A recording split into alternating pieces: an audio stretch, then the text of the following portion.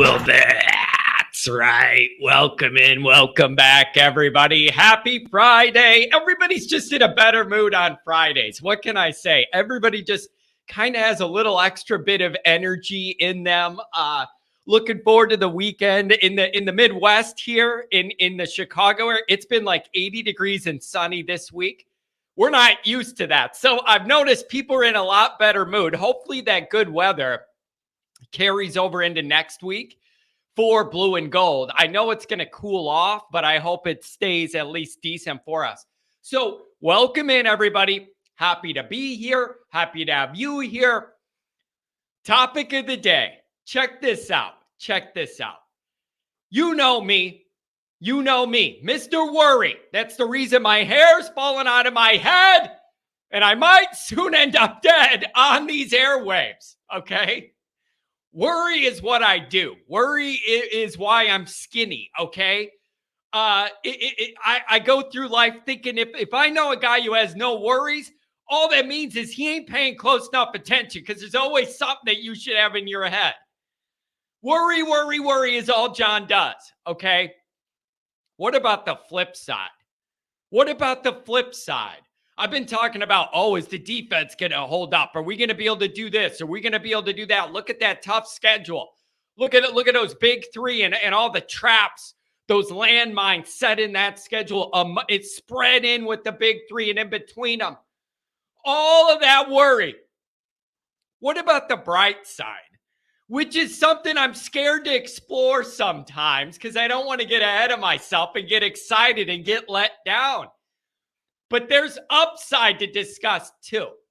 And so very generally speaking, I took a couple minutes to think of if everything goes right for Notre Dame and it all gels it and things look pretty good.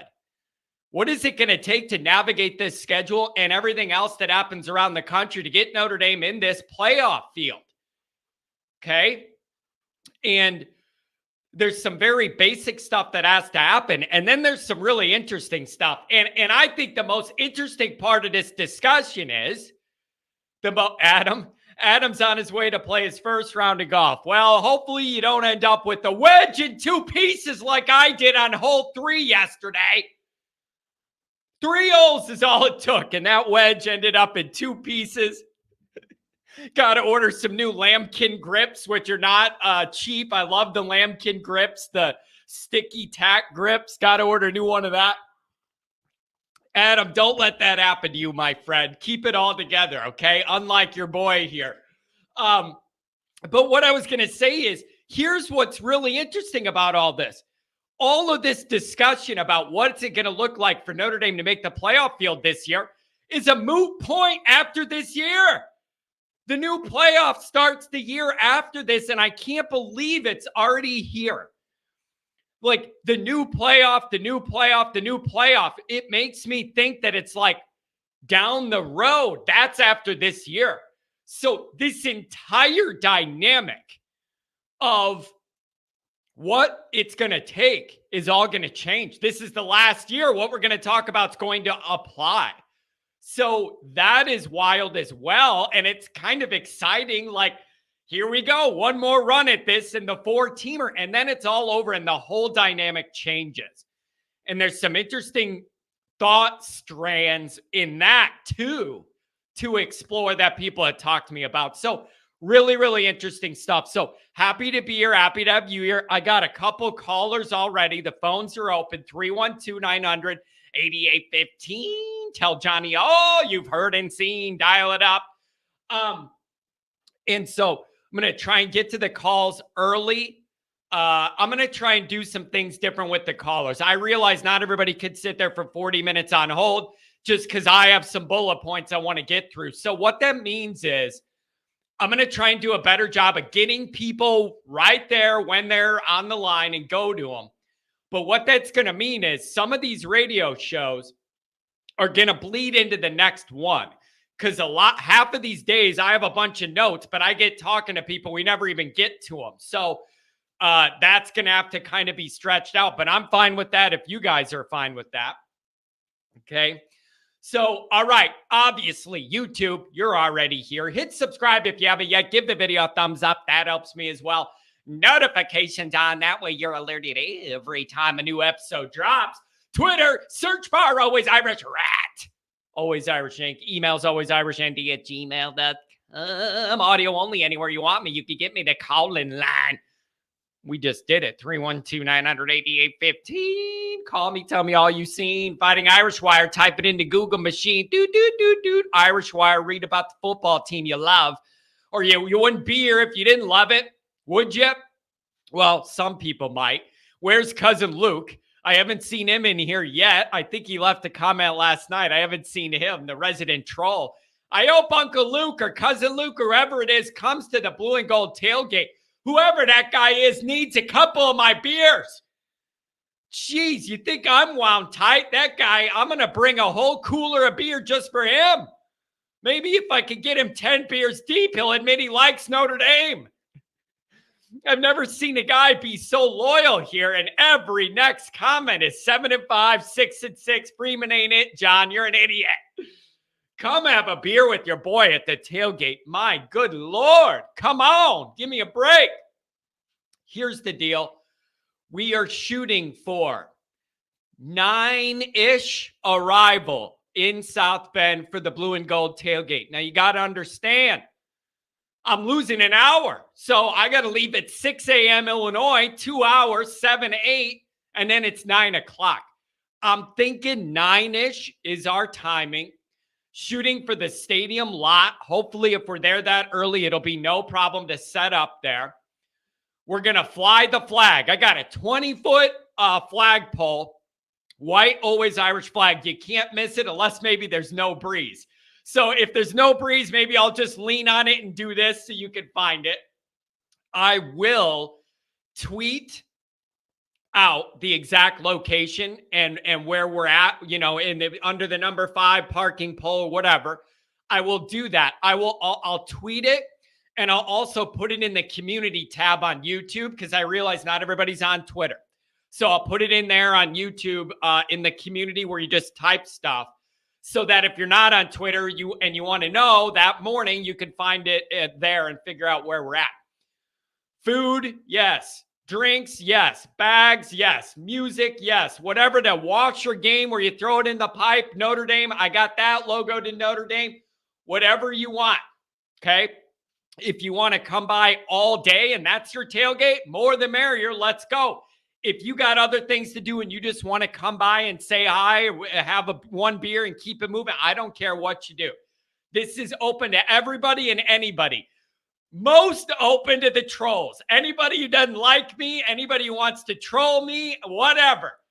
We are open to anybody. It's going to be a fun group all day, okay? So I'll have some food going on the grill and like some cheap beer in a cooler. If there's anything specific you want, we might have a couple bottles of liquor on the table.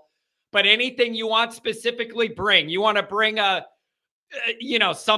thing of cookies for the group, put it on the table. Whatever you want to do or not, I don't care. I just want to see people. That's what this is all about. Seeing all of us that love this. Everybody's invited. I don't care if I don't know you, you don't know me, whatever. Just come holler. Come say hi, okay? I did get another message. It cracks me up. I've gotten 2 of these now. Of a dad who says, I watch your show. My kid thinks you're a riot with all the noises and the moving around and everything you do. And we're just wondering, if we come to the tailgate, are we going to get show John or regular real life John? That's the second one of those I've gotten, and I got bad news for you. There ain't any other version. There is no other version. Whether you like it or don't like it, this is not like when the show starts, John turns on Show John. That ain't how it is. So unfortunately or fortunately, depending on your perspective, what you see is what you're going to get, okay? So it'll be what you expect out of me. I can guarantee that. So everybody's invited. All right.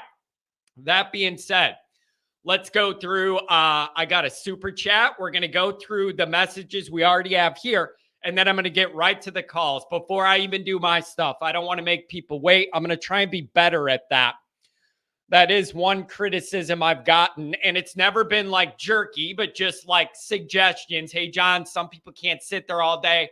It's a work day, so I'm going to try and accommodate that, okay? All right. T-Rex, let's get through these. Get to the calls. 567-618. You're going to be the first two up in some order, okay? T-Rex, always good to have a dinosaur here. They will clip Ohio State. Ohio State's going 8-4, 9-3. We beat Clemson because of special teams last year. That's not going to help us this year. USC has more top-tier high-level talent. ND 10-2, win a New Year's 6. All right. So in this scenario, T-Rex, we're falling short of the playoff this year. Okay. If you ended up 10-2 with a New Year's 6 win, you could argue that's a lot of progress. I mean, okay, you're 10-2, so you cut off 2 of those losses, and we had 2 dumb ones last year, so you're in that ballpark. And then winning a New Year's 6, no, it's not a playoff game, but it's also more than Kelly ever accomplished, winning a major bowl game. We've been waiting for that since I was a little kid. So it'd be hard not to call that progress, okay? You cut your losses in half, and then you win a major bowl game. That, I think, would be enough to say we feel like we're trending upwards into the new playoff era, although it wouldn't be a playoff experience or a playoff appearance, rather. Listen, if Ohio State goes 8-4, 9-3, that's going to be rough. And if they do end up doing that, you better be one of the 4, one of the 3. That's the other thing that can't happen. You can't have Ohio State going 9-3, 8-4, but one of those wins is against you. If they're really going to have a down year, which I'm not sure if they are or not, but if they're really going to have a down year, you definitely got to make sure you beat them, or that isn't going to help you at all. Listen, this hurts me to say. But just like I tell you guys, when something bad happens with Notre Dame, we have to talk about it and address it and be honest and not sugarcoat it and all that. Embrace the pain, I say, with Notre Dame. For every little bit of things going bad that hurts you as a Notre Dame fan, the stronger of a fan you are to internalize that and let that pain burn in you and let it get to you and let it hurt you. The more you do that, the more joy you're going to feel if we ever do get over the hump. That's what the conclusion I've come to after 20, 25 years of every season ending in disappointment is. That's what I've told myself. The more you let that pain as a Notre Dame fan get in your bones, the better you are going to feel when we do win it all. And if we don't win it all, then you just feel sad all the time and then you die. So you could go that route too. But I'd rather risk it to get the biscuit, put myself out there, let myself feel the pain, let myself be miserable for that one day, that 1 year where Notre Dame figures it all out. And it's going to mean more to people like you and me that are sitting here when things are bad, talking about it and internalizing it, than it will some casual fan who just, checks out. And then when we're good, oh, I love Notre Dame, waving the flag. It's going to mean more. So hang in there if you can. Hang in there if you can. Oh, look at the $5 holler. John the Great. I don't know about that, but I appreciate the $5 holler. It goes right to the phone lines. I got bills to pay, y'all. I got bills to pay. Bills to pay, and nobody wants to see a John OnlyFans account, okay? So this is the best you're going to get. Here we go. Ooh, people have thoughts today. Some calls lining up. Domer 88, Irish Nation. Let's paint the house to Rockneyville green for September 23rd. No more red takeovers. Let's give it a true home field edge. Listen, folks, it all lines up. You're going to have those green jerseys. The weather's going to be perfect. Like the weather that time of the year is always beautiful. Not too cold, not too hot. Late September, the sun going down. I'm picturing it all in my mind. It's perfect. It's exactly how Newt Rockne would have wanted it. And you got Ohio State at your place. They're coming in with a young quarterback. All I see from the media with Ohio State, and I see a lot of their stuff on Twitter, just the college football circle, and they have a big following. They are really concerned about offensive line. They have worry at both tackle positions. I've been reading they're worried. I don't know what to make of it. I don't follow Ohio State. I just see what the tweets are. And it seems like there might be some offensive line concern. They're coming to your place. They got the new quarterback. You got the home field advantage. We need to make it loud. You need to be proud. You need to show up, and don't sell your tickets to them. Don't do it. Here's what I've always said, and I don't get this. I don't get it. But I've always said this. If you're a Notre Dame fan and you just want to make money, or you're a Notre Dame fan who's jaded because things don't go right, or you thought it was going to be a good year and we lose to North Carolina State before Ohio State, and then you say, screw this, I'm not into this. I'm selling my tickets. I'm not going to the Ohio State game. I'm mad. Even if you are a Notre Dame fan in that position and you have season tickets to sell or corporate extra tickets, whatever, you're going to get rid of. For whatever grievance you have towards Notre Dame or whatever, you're mad about the team, and I'm not wasting a drive for this team, whatever that is. I have no issue with that whatsoever. But why can't you sell the tickets to Notre Dame people that want to pay the money and go? Are you that lazy? Do a little work. Sell the tickets to Notre Dame fans at least. You could get good money. It just really bothers me. I am never a guy telling people how to spend their hard-earned money. Like I've heard people say that, oh, who are you telling people they got to spend the money on Notre Dame? You don't. You don't. But if you're a Notre Dame fan in your DNA, at least unload the tickets to a Notre Dame family that does want to pay the money. Not give it to the other side. Jeez, every time I've given away tickets or sold them for face value and had extra, I go out of my way to find a Notre Dame person that wants to bring their kid or a client or whatever. But I'm not giving it to the other side. That's so lazy. You shouldn't even have Notre Dame tickets if you're doing that. And it's like, oh, John, it's money. I want to make money. I told you, sell them to Notre Dame people and make money. You don't have to always sell to somebody wearing red. Nebraska, Georgia, Cincinnati. Come on. So I don't get that. Take one extra step and just make sure it's a Notre Dame person. It's not that much to ask. You don't have to go. You don't have to pay the money, whatever. None of those excuses apply. Make your flip, make your money. Sell it to Notre Dame people, though. Jeez. Too much red. I don't know why it always has to be red. Mikey Poles, what's up? Mikey Poles is, that's the Always Irish bouncer. So for blue and gold game, I'm just going to have him stand there in case any trolls want to attack me. They got to get through Mikey Poles to get to my skinny ass sitting there drinking my Miller Lite. Mikey, you got my back, dog.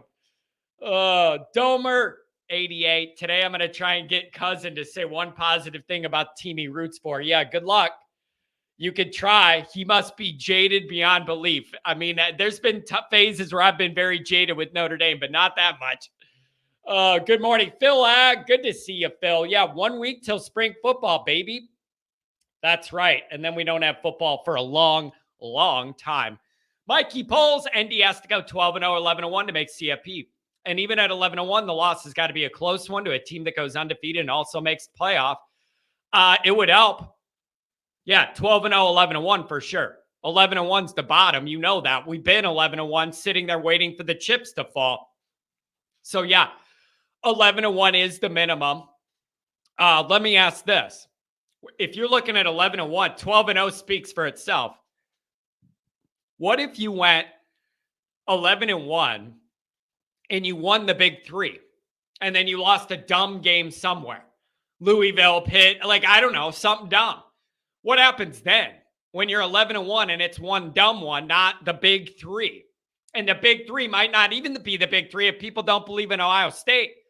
I think a lot of people believe Clemson's going to be back on the rise, stabilize a little bit. They were a mess last year. They were begging to get beat when we beat them. I'm just glad we were able to do it. But they were asking for it. They were leaking oil. So with the new offense coordinator, they should stabilize and you go to Death Valley. But yeah, it's got to be 11-1. But I wonder if you have that schedule, 11-1, is it going to kill you who the one is? Like when we get into this schedule debate, I don't take any of it serious. If this committee was serious about that, they'd tell Michigan, I'm looking at your schedule right now. You're not allowed in the playoff no matter what, because you don't challenge yourself. You intentionally schedule high school teams for half this, as many games as you can. They don't play nobody till November 11th. I don't think they play anybody till November 11th that has a football pulse in the real world. If strength of schedule and all that, any of that mattered, they'd be out right away. So it's like, it can't just matter for Notre Dame, but Michigan gets scheduled 4 high school teams and then play nobody till November. And then we love them. Okay. All right. Great. Mark with glasses. That's another very good idea. All right. Almost through the chats, getting to the calls. Looks like 8 teams have better playoff odds, and 3 of those teams play Notre Dame. Yeah, there's a lot that's going to move there. Notre Dame's involved in so much of a significant part of what this playoff field's going to look like this year, whether in our favor or in the other team's favor of who we play. It's going to be interesting. Notre Dame, I mean, you're not messing with like who's going to win a conference, right? Because playing Notre Dame doesn't count for that in conference for these teams. But, man, Notre Dame has a lot to say about ultimately making the playoff. Like, if USC wins the Pac-12 but loses to Notre Dame has the edge there if there's one playoff spot left because of head-to-head. So Notre Dame has a lot to say about this year. And again, whether you like it or not, embrace all this because it's all over. And then we're having a different discussion next year this time of what's Notre Dame's record to get in an expanded field playoff. I suspect 10-2 Notre Dame could be in every year. I think 10-2 Notre Dame with our schedules year in, year out is probably in the top 12 all the time. Then it becomes, oh, John, but if Notre Dame goes 10-2 and they get in, what are the odds they're going to do anything and make any noise? Because if they go 10-2, it means they probably lost their 2 biggest games. So even if they get in, what do you expect them to do? Well, I don't know. It depends on what the 2 losses look like, right? What do the 2 losses look like? If one of them is to the best team on the schedule and we play a really hard-fought game and lose on a field goal at the end, but it's a great top 5 team and we're playing good and lose, that's different than if it looks like Marshall and Stanford. Like, so it matters. I don't think you could just say, oh, a year Notre Dame goes 10-2, they can't make any noise even if they get in the playoff. I don't think that's fair. I don't. There could be all sorts of things in there. Who are the losses to? What do they look like? Are they bad or are they good, hard-fought, good games? At the last minute, we lose. That I don't buy that. You got to be in it to win it. And you could get in and get hot, catch a couple breaks, like whatever. Health, you could maybe lose a game or 2 in the regular season because some main guys are hurt for you. Get them back if you make the playoff. Like, don't fall for that if you go 10-2, that means you're not going to be able to win a playoff game. It depends what those losses look like. That'll tell me if that dynamic works or not. In my opinion, 11-1, they are in no matter who they lose to. That's what I was asking at 11-1. Does that matter? But here's the issue. We've been 11-1 before, and we've ended up just on the outside. So when you say 11-1, they are in no matter who they lose to, I imagine since we've been 11-1 and not gotten in more than once, it makes me think that what you're saying is the strength of schedule is going to be enough. If the big 3 are the big 3 and they're decent and all that, that will help prop up the 11-1, especially if the one loss then is to preferably an undefeated conference champion. Ohio State, USC, Clemson, whatever. If you're going to have a 1 in that regard, then I guess go that way and have the game be close, right? ND will get no love from the committee, especially with how ND's played in previous playoff experiences. I'm to the point where if they're going to hold that against Notre Dame, you got to hold that against a lot of teams. You got to hold that against Oklahoma. You got to hold that against Michigan. Like somebody put in the chat, the average margin of victory of the playoff games is 20 plus points. So if anybody has that in their mind that they're going to nail Notre Dame on that part of this, you got to do it to everybody else too, because a lot of these games are turning into blowouts. And then again, enjoy this discussion for 1 year, because then it's all going to change. It's all going to change. Steven Arado, good to see you. Jay Lehman, good to see you.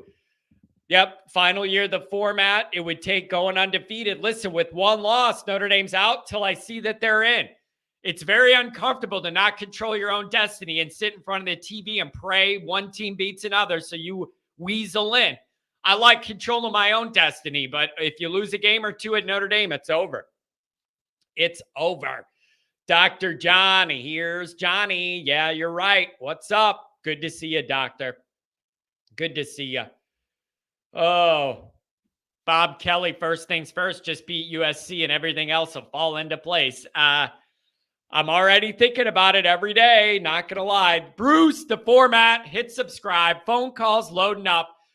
We got a bunch of people that want to talk, so everybody's going to have a less amount of time, so tighten it up. When we have this call bank, can't be 20 minutes each, so we're going to have to move it, and I think that'll be a better show, actually, in the long run. So we're going to shorten it up and everybody gets to their points and I don't meander down the road. Subscribe to Bruce. Go over to the format and subscribe. Hope everybody has a great Friday. Off season is horrible for college football fans. It's way too long. Yeah, I'm looking forward to blue and gold, but after it, there's like a lull of depression. And then you're like, at least the warm weather you could go outside in. And then 4th of July is it. I look at them fireworks going up on the 4th of July, and it tells me a few more weeks, and we're back, baby. Like, that's it. Once we hit 4th of July, just a few more weeks, we turn to August, and that switch flips, and it's all football, baby. I love it. Domer Guy 88, pizza movie Friday night at our house. Beautiful. That sounds fantastic. Willie B. Hardigan, that is a funny name, and I don't know the answer, and I don't want to figure it out the hard way either. Michael Ursone, what's up, Sharky? Good to see you. Adam Dowling, he's golfing today. Terrence, they got to go 11-1 and only get one SEC or Big Ten team in the playoff. Yeah, that's another part of it, too, how that all works out with the conferences and all of that. Oh, let's see. Still not convinced Cousin Luke is an Irish fan 574. Who is BK? I don't think Kelly has the time to mess with me. Although there was a rumor that somebody in Kelly's camp had a burner Twitter account and got exposed putting out official Brian Kelly stuff, but it was from the dummy account and it didn't look right. And a bunch of people thought it wasn't him doing the burner, but one of his people operating the burner. And they went back at me on something and made a big deal about something I said. And then people are like, dude, you really got to Kelly. That was his camp's burner interacting with you. He don't like you. If Brian Kelly doesn't like me, mission accomplished. Mission accomplished if that guy doesn't like me. Okay. Oh man. Jay Lehman, good to see you here. The nicest guy around. Sean Duffy, 937, favorite Buckeye fan. Hey, people are telling me you're going to lose 3 or 4 games. I got to get to you and hear what you think. Telling you. John, you could do a mean cameo account. Would people actually pay for that? Rage at people for $10? Bro, I could do that and just say, give me any topic you want me to yell about for 1 minute. And I could make a living off that. Give me any topic and I'll find a strand of logic to yell about for an hour about it. I could do that. Maybe that's a new side hustle for your boy. I like it. All right. Almost up with the chats. Then we're going to the calls. I know I promised, but I got to get caught up and I don't want to miss anybody who donates money. Okay. Michael Ursone, sick of Saban crying about the landscape with NIL. You've been cheating for years, Satan. Michael, you're absolutely right. There is a lot of rumors in Alabama land that Saban may not complete his recent extension on his contract. And a lot of it is you've heard him complain about NIL and about guys coming and going. You don't have to wait your turn. He doesn't like that. The NIL thing leveled the playing field where he no longer has the monopoly on doing all of that, and he does not like losing that power. And it wouldn't surprise me if he doesn't finish out that contract. He has nothing else to prove. He's getting older, and it's getting harder and harder to maintain what you're doing in recruiting, even for him, with a lot of the money flying around, especially down south. Wouldn't surprise me at all if he bows out before he's got nothing else to prove. And whatever, wouldn't surprise me at all. You could tell when you listen to him talk, he don't like what's going on. Saban got up there a while ago and said we weren't even doing NIL yet and all this stuff. And yeah. And people are like, John, he's lying. No, he was not lying. They were not doing NIL. That's general payroll and acquisition fees. That's not NIL. Saban wasn't lying. There's salary for these guys.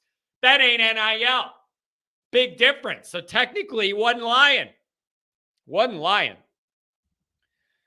The Ohio podcast looking for 4 tickets for September 23rd. You could find them. You're going to have to pay a lot of money. Like, if you don't have an in for that, you can find them online. It's going to be absolutely outrageously priced and ridiculous. That's what's going to happen. So you either got to have an in or you're going to end up ponying up some dough because there's going to be no loose ones available for that one. $2 holler. Keep up the positive energy, Johnny. There you go. Appreciate that. Chief Brody, good to see you here, man. It's been a while. Chief, good to have you. 10-2 with 2 OT losses to USC and Clemson. I think would have ND at 7. Oh, man, OT losses. I don't know if I could survive that. 2 of them, unbelievable. 11-1 with the big 3 equals playoffs. I would like to think that as well, but until I see it happen, I can't believe it because Notre Dame's been 11-1 and it hasn't broken in our favor, getting what we need to happen. CFP wants ND money. Well, they should hopefully get it. Danny Cottrell, good to see you here. Anyone that sells their tickets to Ohio State isn't an ND fan. Some people just look at it as money, man. And they don't think about that at all. They just want to make a profit, sell them for more than they bought them. I just don't live that way with Notre Dame. Like, for a big game, like, if it was Tennessee State or something, I don't feel as stridently about it. But when it's one of these biggest teams, like, I don't think it matters how many tickets you sell to Tennessee State fans. There isn't going to be enough of them, and they're not good enough to change the whole narrative. But Ohio State, man, God, just give those tickets to Notre Dame fans that want to pay money. Jeez. Look at this. Patrick Cotter, I bought you something back from Augusta National. I'll bring it to the blue and gold game. Patrick, I love you for that. I'm excited to hear about your Augusta experience. You're not allowed to bring your cell phone into the Masters, which I approve of 100%. Have people actually watching what's going on instead on their dumb phone. So they have these banks of like pay phones or just like landline phones for emergencies or if you need to call home when you're on the grounds. So Pat was calling me from those phones on Sunday at the Masters. And my phone rings and it says the Masters. And I answer it and it's Pat. And he's going, what's Spieth doing? What's Mickelson doing? You know, we're sitting here and we heard a roar, but I don't know what happened. It was a riot. So I'm telling him, oh, Spieth snapped, hooked it on 18, you know. What a riot. Can't wait to see you, Pat. Can't wait. TXND running late. Good morning. Just happy you're here. BVG should be the coach. I'm never not going to laugh at seeing that. I'm really not. I'm never not going to laugh at that. $5 holler from the Chief. Michigan plays schedule everybody thinks ND does, but instead of getting reprimanded, they get protected. That's 100% correct. 100% correct. They used to at least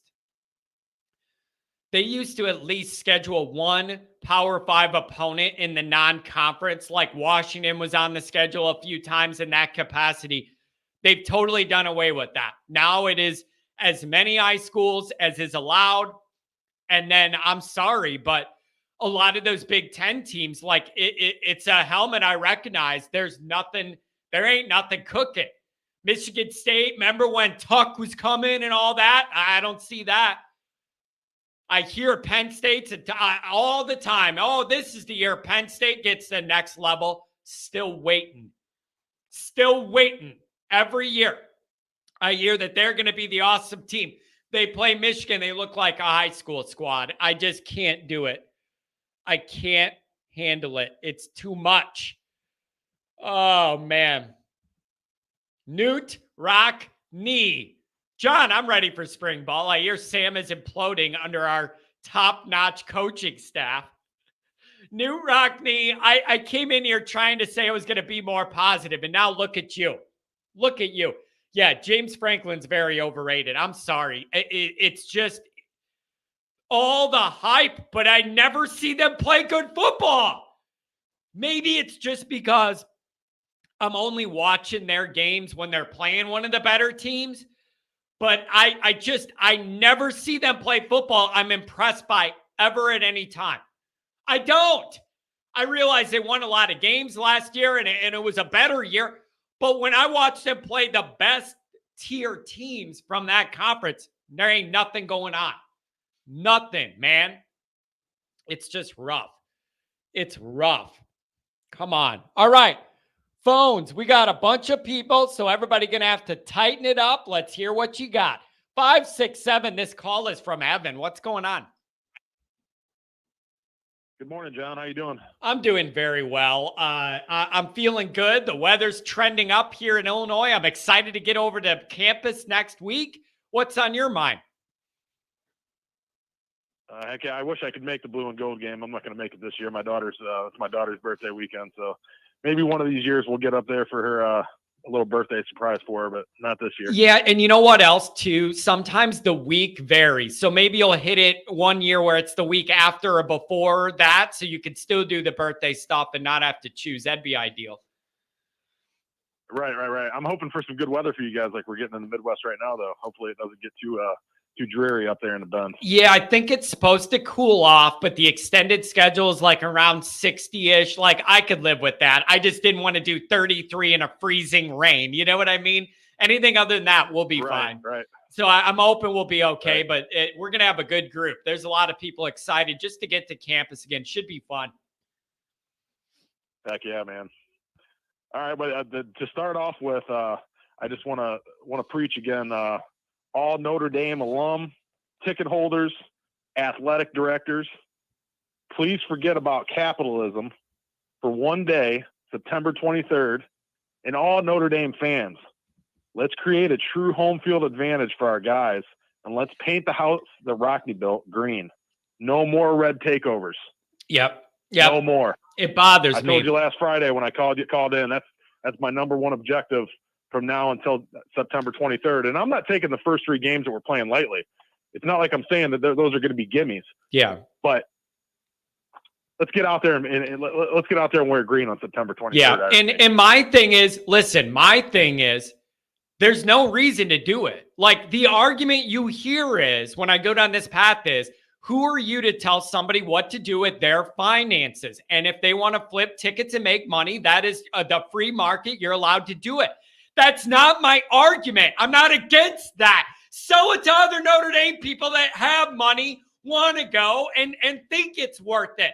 It's not that hard to do. Like, sell it to Notre Dame people. Absolutely. Okay? It's not that hard. And if even half of the Notre Dame fans that would sell their ticket to that game, just go to the game or sell them to a Notre Dame fan, that would make a big difference. Yeah, it would. I mean, it's a big enough game to where if that doesn't gain your interest and you're a Notre Dame fan, I don't know what will. Yeah. Especially if we go into that game undefeated. Yeah. Now no more red takeovers. Let's turn Notre Dame Stadium into the new Happy Valley. The one that I understood completely was logically, I totally understood it was the Georgia one in 2017. I understood the philosophy. Everybody was so mad after 2016. A lot of those people were like, screw it. This is what the product is. And you want me to pay that to go sit and watch Georgia run all over us? Like, even though it was 1 year to the next, the lasting memory was the nightmare of 2016. And I think a lot of those people are like, no, I'm good. I'm not paying and doing all the travel for that. Like, and so I get where that one was coming from. But then again, sell them to Notre Dame people. You could do it in Chicago. You don't even have to go outside of Chicago to sell those tickets. Some rich guy and his kid that want to go to the game. It's not hard. It's not hard. I hear you. And I don't even necessarily agree with what you're saying about the Georgia game. I still think that you shouldn't have let Georgia fans take over your stadium.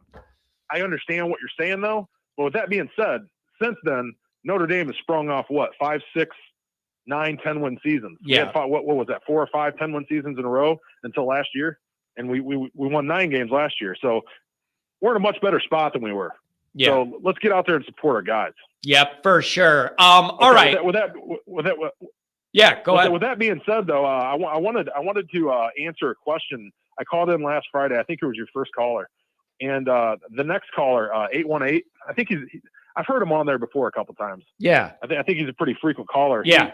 I wanted to answer one of his questions when asked who I would rather lose to, Ohio State or SC. Yeah. I would rather beat Ohio State this year, but not for the reasons he might think. Okay. First, let me say last year my answer was hands down Ohio State. But since SC has added fuel to the fire with the whole fancy pedicure thing. Yeah. The reason I'd still say Ohio State, though, is because of where they sit on the pecking order of the elite in college football. It's Georgia, Alabama, Ohio State, 1A, 1B, and 1C, right? So as much as it kills me for that reason, I'd rather beat Ohio State.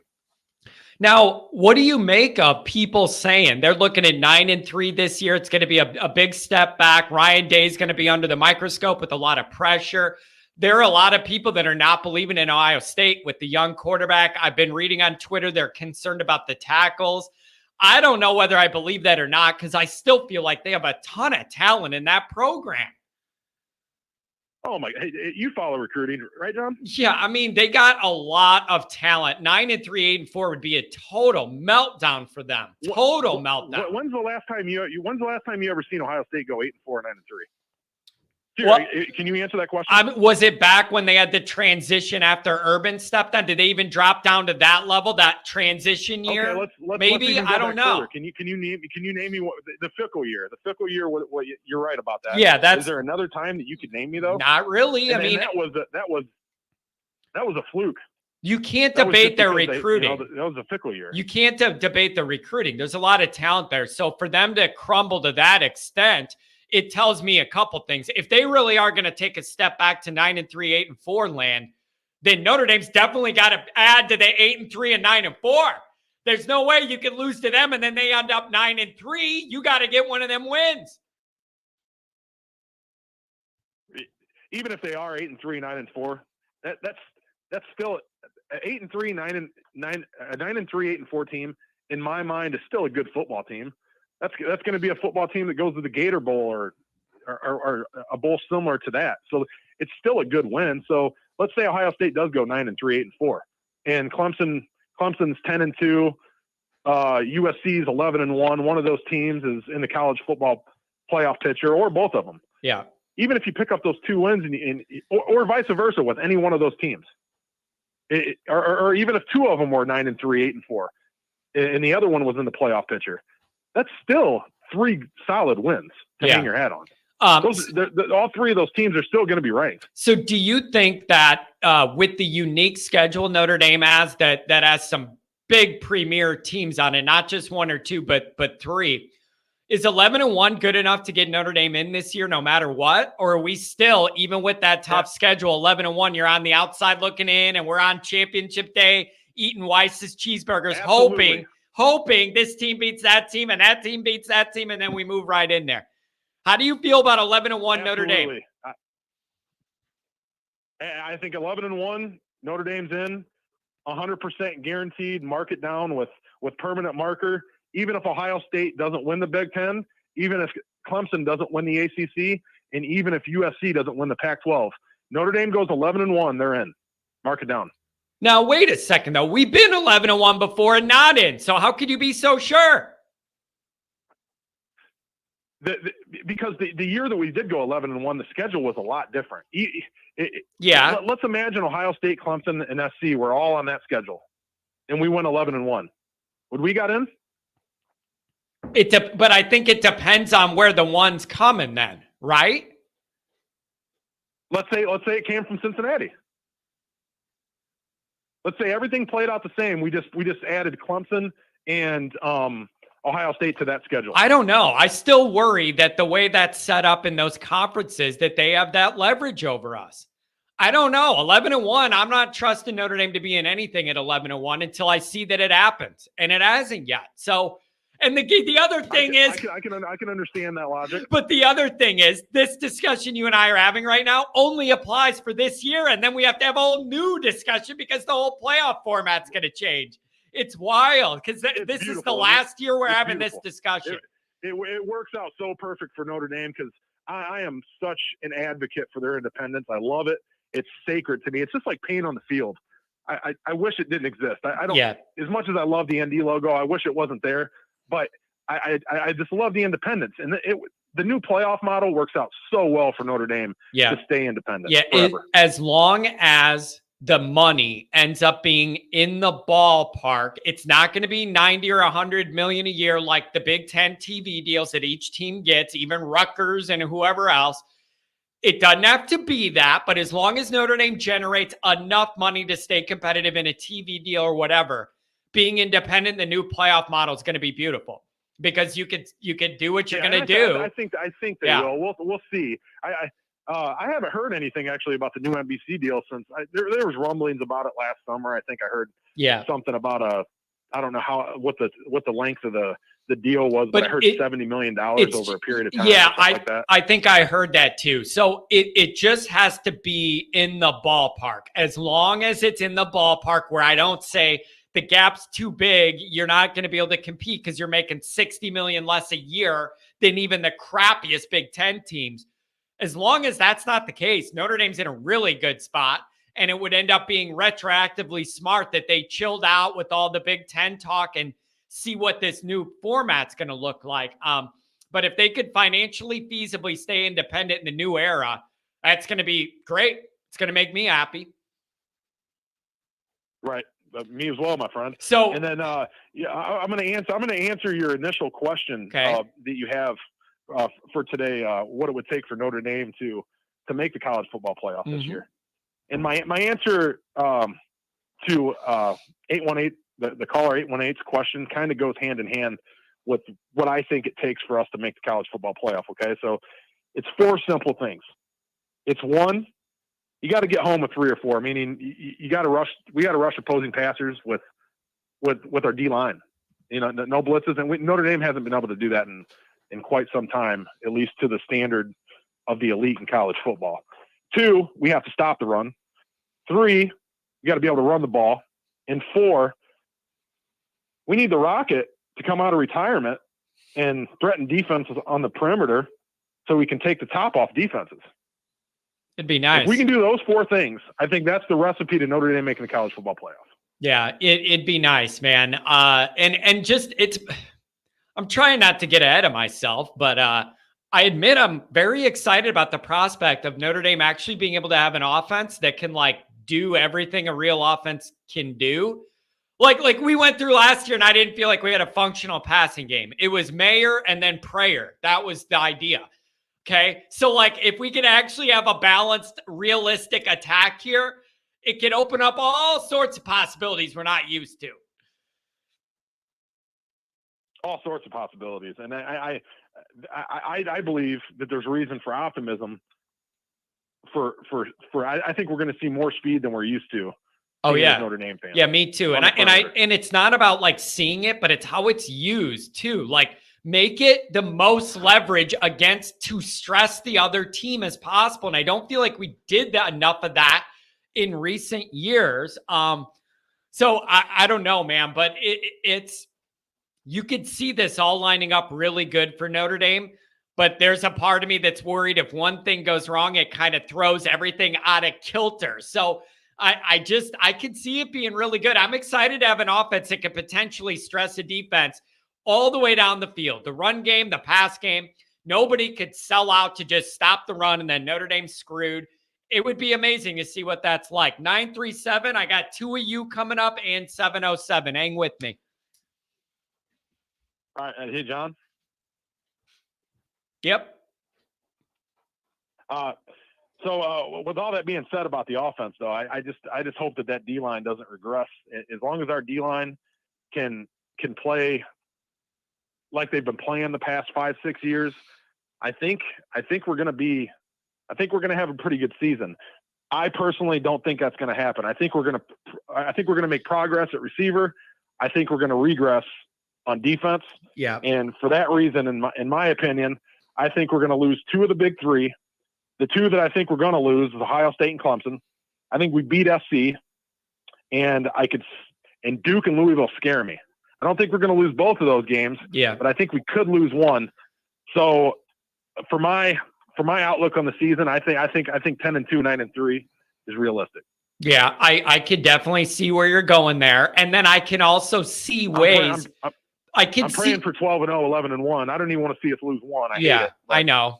I think but 10-2 and 9-3 is being practical. If you're like in that range at like the 10-2 range, I do give it a game of leeway either way, kind of in that range to go good or bad, depending on a game. There's just a big difference when you're talking about moving a win total of 12 one game. It makes a big difference. So I don't know. We'll see. And you know what else too? When I talk about what has to happen for Notre Dame to get to the playoff, also you need some better luck with health. Like that goes a long way. We're going to talk about what the offense looks like and the defense looks like. How about just having our main guys be upright most of the year? Like that would go a long way. And it didn't even anything X's and O's or anything. Just not having your key guys be dead would help.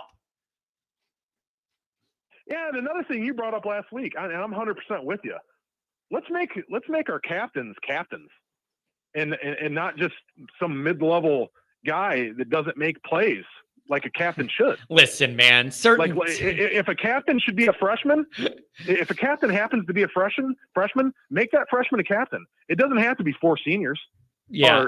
Or a junior and 3 seniors. And I wasn't necessarily. Let's make the captains the captain. I wasn't necessarily ripping Notre Dame guys. I was just saying the captaincy idea in general, and I need it to be a dude who's making plays every Saturday and holds everybody else accountable, helps with the morale, all of that. Like those are my leaders. Nobody takes a captain seriously when they're out there fumbling around on the field. You ain't a captain in nothing but the Titanic at that point. That's right, brother. And then I'm going to leave you with this thought that I heard, and I don't know if I'm interested to see if you heard about this. Did you hear the comments that Hugh Freeze made about spring games in college football? Was he talking about they should let you play another team as like a light scrimmage? Is that what you're referencing? Right. Yeah. Right. And I think that's a great idea to get more asses in the seats for that. I think that's an awesome idea. Let me ask you this though. If you did that, would you end up with teams not wanting their main guys to play even in that because they don't want the other team to go at them hard in a way you wouldn't if it's your defense going against your offense? It could still be like the same model. You could still put a red shirt on your quarterback and don't hit them.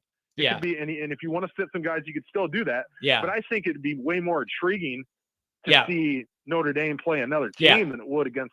I agree with you. And I think the players would like it as well. I agree with you because you would actually have some competitive juice there of like going against somebody. And the other thing as a fan, it would be really nice to have a gauge because now it's like our offense does good in blue and gold. Is the defense bad? Like at least you would have a better gauge against a whole nother outfit of who's winning and losing and where you're at. I could see that. Make a deal. And then but then how do you do that home away? Where do you put those games? Like you make a deal with another SEC team 1 year, they do it at your place. The next year you go there. Like, how do you handle that? Who gets that revenue too, if you do it? Yeah. And how would they handle that? Would they have neutral site games for spring practices? Yeah. But there's no doubt, man. I don't know how they would handle all that. I just thought it was an interesting idea. You know what, man, you could get some fan juice going, but it wouldn't be a regular season game, but there'd still be a little vitriol, like a little mini preview of the emotions of the season. I like the idea, man. You just got to figure out practically how to do it. I think you can learn a lot more about your team doing it that way against another team. So yeah, good thoughts, my friend. And the other thing is your phone line is always crystal clear and I appreciate it. Thank you, man. Hey man, I appreciate you. You're a joy to listen to. I love the show. Keep up the great work, dude. And like I started when I first started off here. September 23rd, Irish Nation. Let's get out there in green. Let's make a lot of noise. Let's give Ohio State as much hell as we can give them. There we go. Let's go, my friend. Have a good weekend, brother. Give me a call again soon. I for sure will. Have a good weekend, buddy. Take care. What a nice guy. Nice guy. 937. What's going on? Hey, John, how's it going? It's your favorite Buckeye fan. How are you? We're doing well here. Listen, man, I got to tell you, I've been reading some concerning things about Ohio State. People worried about the O-line. The Twitter people are all worked up. What's the deal? Hey. Is it because that quarterback hurt his hand? Don't you have a quarterback who hurt his hand, can't play in the game? You guys are unraveling. Yeah. Michigan's recruiting's taken off. It's all crumbling down for you guys. Well, if you look at the latest recruiting rankings, thanks to James Laurinaitis, we are now number 2 in the rankings. So, he's already been an instant impact. But are you just wait a second? Are you just saying that to get the Notre Dame people going because of where he last worked? Is that what you're doing? Oh no, I think a little bit, but I'll say this: I think he's going to be. I wouldn't blame you. Up and comer Heartline a little bit. Everybody's saying that around Columbus at least. So real quick, I would say. One thing that Ohio State's had that you haven't talked about, or that maybe you wouldn't know, is that this year they have given so much access to the media.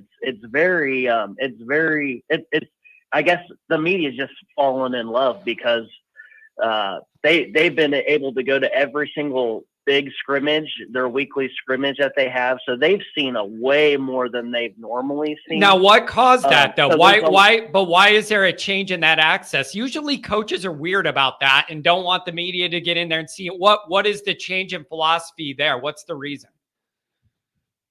I'm not actually sure. My thoughts is that if it was such a major concern, then you wouldn't have the media there. So I think, part of it is the media is there, so they have more time to write about things. They're seeing a lot more than what they normally see. Yeah. So that there's that. So you're saying maybe there's like an overanalyzation because you're only getting to see what you're seeing and then everything's magnified kind of? Yeah, well, that, and also that they're getting to see way more than what they normally see in a regular spring. Yeah. So, if there were issues like this in prior years, they would have no idea about it. Right. Yeah. And year. then, you know what, man? Listen, everybody plays these games. You have your social media team and whatever, and they know that the fan base wants to see clips and stuff. And then what they're going to put out in package is obviously the good plays of a great one-handed catch and a great throw or whatever, somebody doing great in some drill. Like they are going to present to you what they want you to see. And then even like with Notre Dame, when they have the media availability parts, they usually make sure it's either nothing exciting at all, so you don't get any insight, or something they know you're going to like a 7-on-7 quick passing thing that everybody likes visually.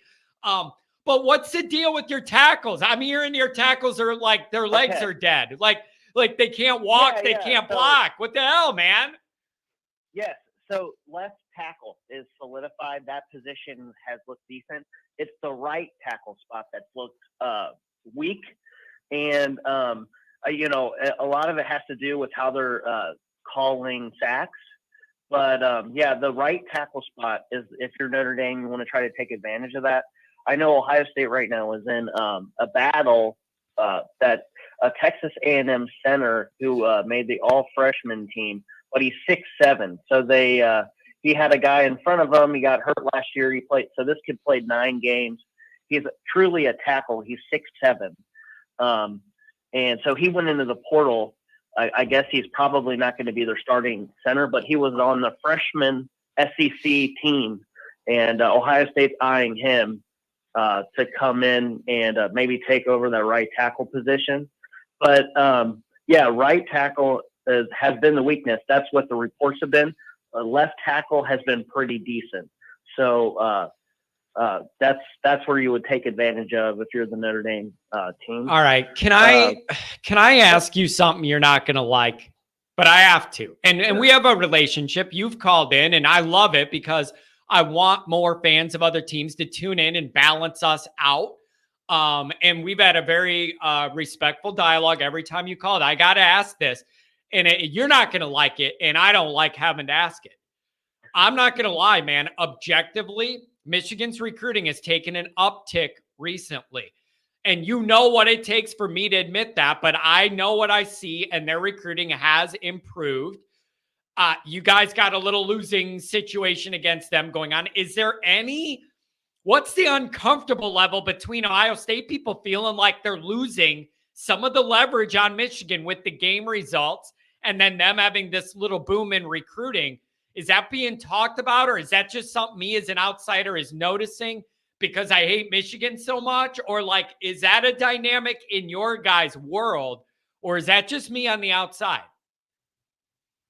No, so it is a thing. And there's a couple of corners that are in Ohio that are in the top 100.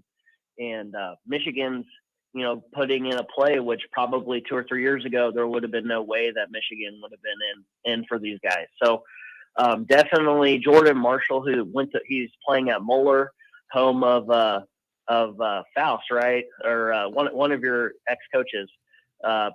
Moeller High School, very, very prominent program in the area. And he actually is going to go to Notre Dame. He's a top 15 running back at the position. So he's going to Michigan, and everybody wanted him to go to the Buckeyes.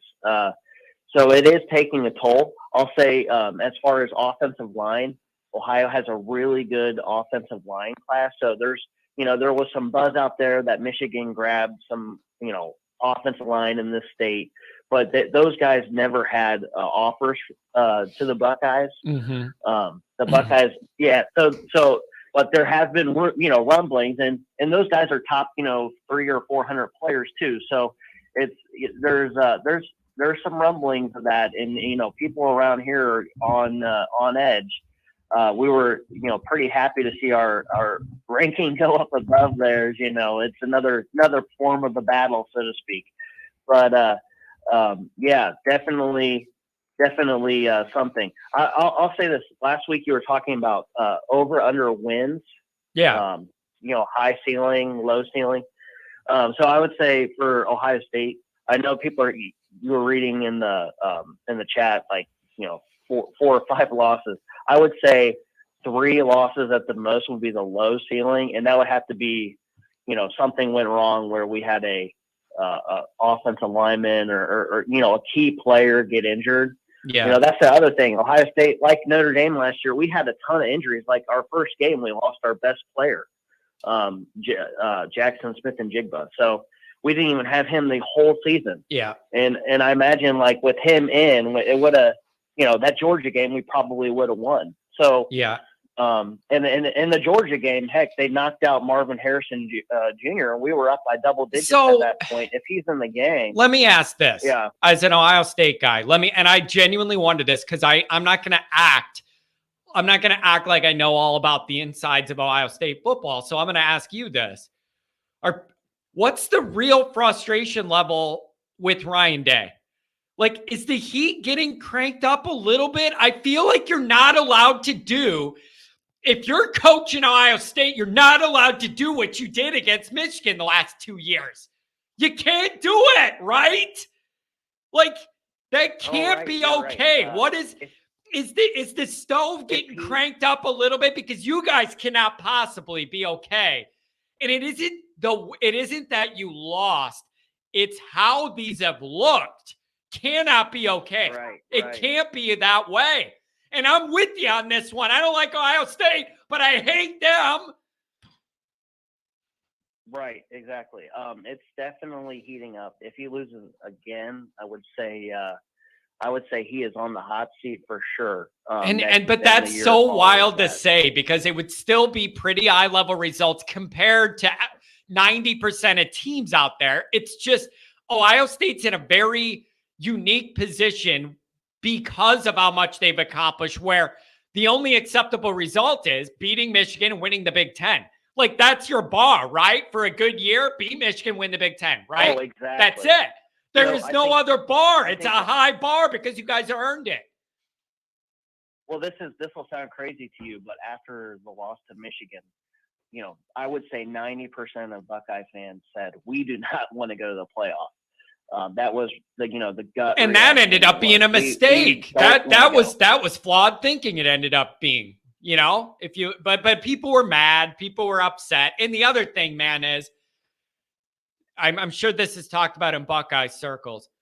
Michigan really is built to play Ohio State well because they do different things. So they're just built to kind of offset a lot of what Ohio State, I don't know, but you need to get that turned around because I am sick and tired of these Michigan people thinking they're good again. I think part of it was the quarterback. He was too timid the last 2 years, and we'll see if that changes this year. Real quick on Notre Dame, I would say one quick thing. Duke, the week after Ohio State. Yep. That is a sleeper game. Yep. My cousin transferred to there. He was played for like a 1AA school, and he actually transferred to Duke. And he said they have a really good team. So I know they had like eight or 9 wins last year. That would be, going from that super high of a week to that next week. Man, you're on it. Yeah, sure. you're and the other interesting Duke connection is their head coach was our defensive coordinator. So we have that familiarity with the guy that we all respected and really liked at Notre Dame that's running that program. That's tricky for sure. And I'll also add this. That's a very good point by you. I will add this to that. It's equally tricky to me whether Notre Dame wins or loses against Ohio State. If they lose, the air's out of the balloon and we're all got our heads down.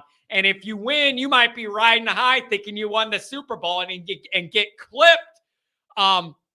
So either way, that goes. Yep, that's on the radar, man, for sure. Yep, good call. Awesome. Well, thank you. Have a good one. You too, my friend. And listen, when's Ohio State's spring game? It is tomorrow. Is it? Okay. Then here's what I'm going to ask for you. Take a look at all that. And then when we do these shows next week, give me a call and let me know what you think on the inside. Deal? Sounds good. Yeah, for sure. Beautiful, my friend. Well, pop a cold one or two. Enjoy the game. Give me a call next week and give me your breakdown, my friend. Thank you for calling. Sounds good. Have a good one. Take care. What a nice guy. All right, 707 next, 937 after that. Good morning. John. What's up? Hey. So I'm listening to you talking about the records and if they'll get in. Yeah. And I'm thinking that if Notre Dame goes 11-1 this year, they get in. And in the years past, like if you go back in the last 5 years, that wasn't what I was saying. I said 11-1 and they'll never get in because these Power 5 conferences all get their final game in. So like tell that. me why. Is it because of the schedule? What my point about that is it's not really a Power 5 anymore. It's like a Power 3 because you got the Big 12, the Oklahoma and all Texas and all that. And then you got the Pac-10 and they're not really that good anymore. So this year, especially like this year, they're going to be looked upon as not much. And they're going to get less good, and they're going to get less good when USC and UCLA moves out of town. Yeah. So, but this year, it's the Power 3. So I think if Notre Dame loses one game, that means they would have beat USC Clemson or USC Ohio State or Clemson Ohio State. They're going to get 2 good wins, and if they lose one of those 3. Yeah, and that's their only loss, they'll get in. And but that's not what I used to think. Yeah, I used to think because they had such an advantage having a last week of play of all these conference champions, top 2 teams. Notre Dame's season was over, and they're just watching all that excitement happen. One loss isn't going to get you, and just like you said, they didn't get in one year with that. Yeah. So I think this year is very different because the Power 3 is really what it's all about. You might be right because the last year that happened, it was Kelly's last year, right? And the one loss was to Cincinnati, and they ended up making it. And that was the toughest game on the schedule was that Cincinnati team. There wasn't really any other big games to lean on. It's going to be really interesting. And at the end of the day, If Notre Dame ended up 11-1 after this season and missed the playoff and won a New Year's Six, it'd be frustrating. You missed the playoff, but that would still be major progress in the right direction heading into the 12th teamer. Like, even on that level, it would be a big improvement. Definitely. 11-1 that'd be a great thing to have this year. Like, nobody wants to lose, but if you lose one game and you got those three teams, and a lot of people, I was listening to one of those other chats, and there's a lot of people talking about Louisville being a very good team this year. So, I think they're on our schedule too. So then we have North Carolina State. All right, follow me. Tell me if this makes sense or if I'm being rude or shortchanging Louisville.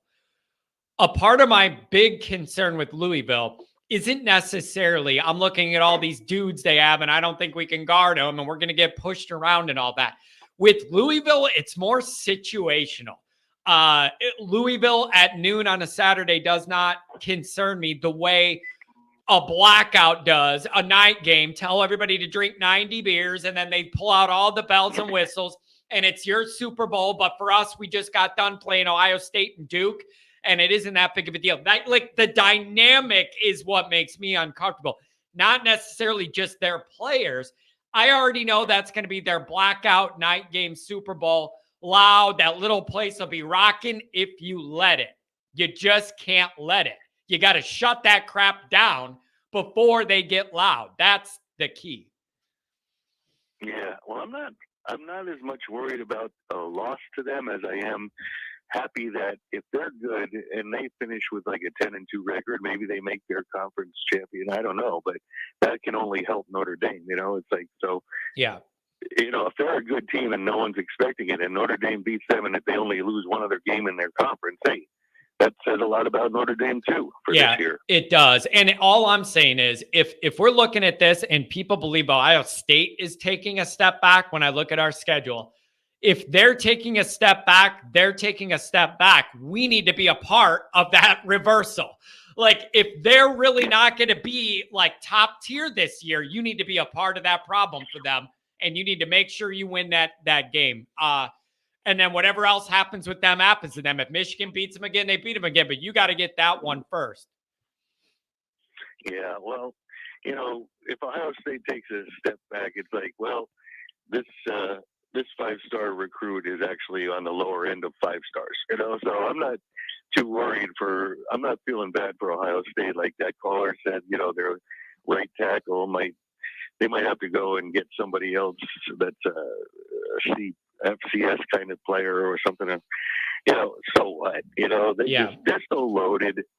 They're going to by game one, they're going to be ready to go just like they always are. So, I'm thinking we're both going to be undefeated. And, this year we have a game at home with them. And like that one guy was saying, he wants it to be a green haven. I'm telling you, man, if there was ever a year for this to all line up in your favor, it was this year. Last year, I felt that all the dynamics were against Notre Dame out of the gate. We were going into one of the most hostile environments possible against a highly talented team with a great quarterback. And we were running out there a guy, we didn't know what we were going to get. Now, all of that's flipped. Notre Dame has all the advantages in their favor this year. Both teams got to be undefeated to make this what it should be. It should be one hell of a night. It really should be. And we played them tough last year. There's that one guy that you love, that Mikey Poles. He's getting all frustrated about Buckner.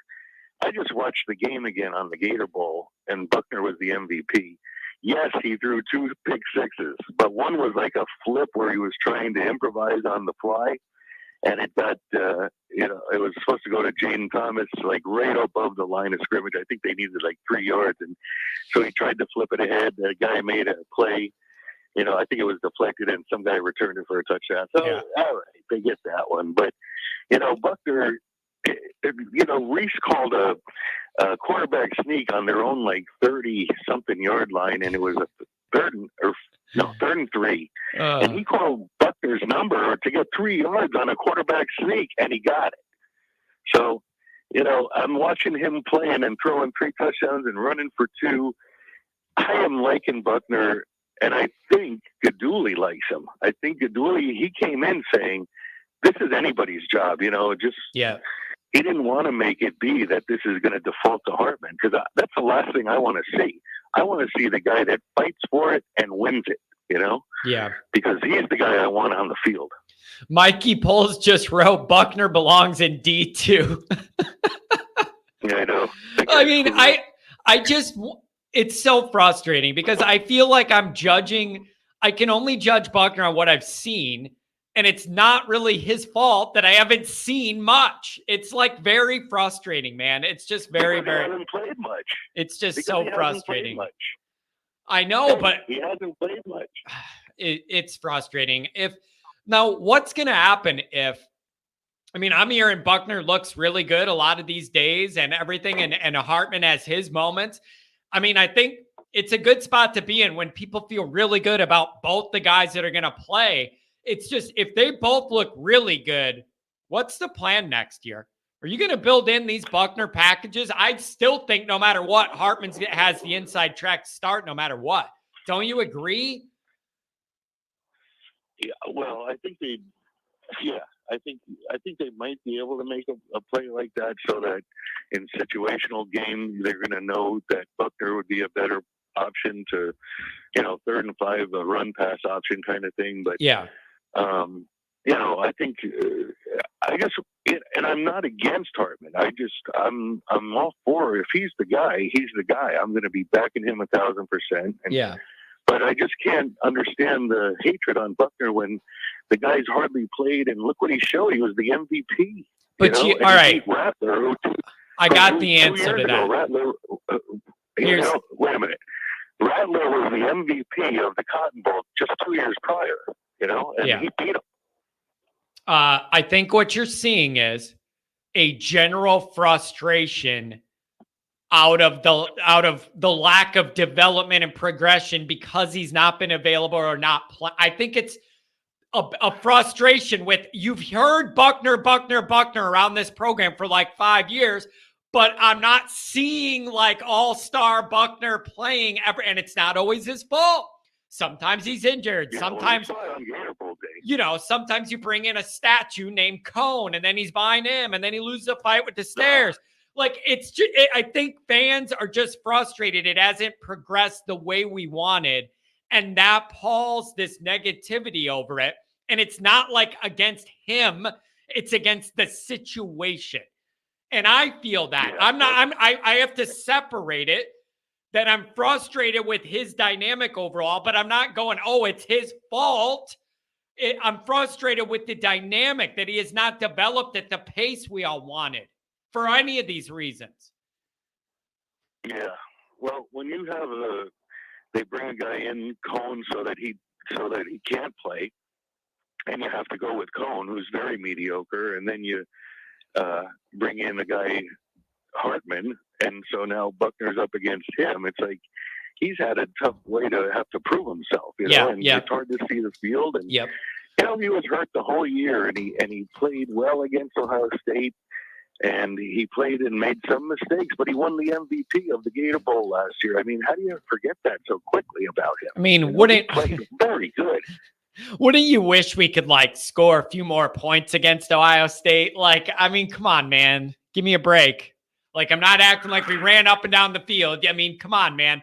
It's a scoring kind of game, and we these days, and we just couldn't move nothing. We couldn't move the ball. That's the thing is, and I agree, but it's also, that's where I blame Reeves. Reeves, because the previous bowl game, he got shut out in the second half. They had about 8 yards in the second half, and then he goes into Ohio State and he gets shut out in the second half. So, they had a 10-7 lead, and then they lost it. And, that you got to look at the coaching and the play calling and the adjustments that they needed to make that they didn't. Yeah. So I want him to win if he earns it, and I want Hartman to win if he earns it. I don't really have a dog. I just want them both to make Notre Dame better. Yeah. Yep. And the whole quarterback room's in a way healthier place. And Kenny Minchie, I'm not forgetting about him. And if Carr, right. It's all trending up. And what it's going to end up being is, one or two of these guys isn't going to stick around in Notre Dame long term. Of the young guys, somebody's going to move out of there, and that's just life. But it's all on plus side because we have more talent competing for snaps. That's a good problem to have. Well, speaking of that and moving out, I heard that Collie didn't play in a couple of practices this past week, and tomorrow is the day where they can go. What do you? Free agent, the portal. You know? Yeah, I have been told tomorrow, and they're talking about Collie. I have been told the same thing, and to just prepare to be mad. I was told to prepare to be mad. Prepare to be mad is what I was told yesterday. You know what? He's a playmaker, and if Golden lets him go, I've always been in Golden's corner. But if Collie leaves, I'm going to be pissed at Golden for not letting him get more time. Because Lacey did the same thing. Lacey was it would be great to have Lacey this year with Cross. And he did the same thing. And so Golden, I hold him responsible for Lacey leaving. And now if Collie leaves, forget it. I'm losing big time faith in Golden, and I like him. Yeah, but I was alerted to that as well.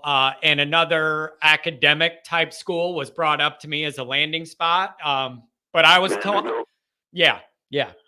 And so I was told to prepare to be upset. So I don't know. It is what it is. But that's one of the young guys we always talk about, wanting these young athletes to get more time and let them grow a little bit and make plays, learn with their athleticism through the mistakes. I don't know. So we'll wait and see. But was told the same thing you were. We'll just have to see.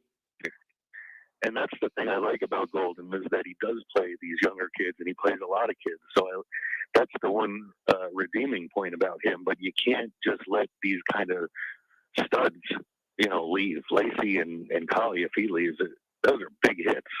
But yeah. Anyway, I'll leave it with that, and I'll let you know. I know you want to move on to a lot of people.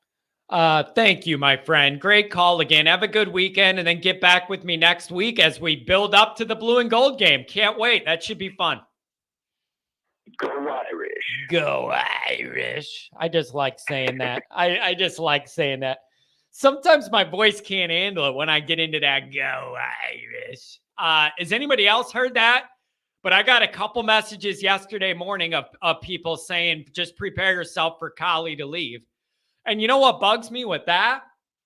937, I got you next. What bothers me with that is I always like to, you know how I am with the silly things I do. I always like saying, unleash the Collie. Oh, I used to love that. Now I can't do it. I used to love that. All last year, I'd be like, I want to see that Collie. Give me that. Oh, now I can't. Come on, man.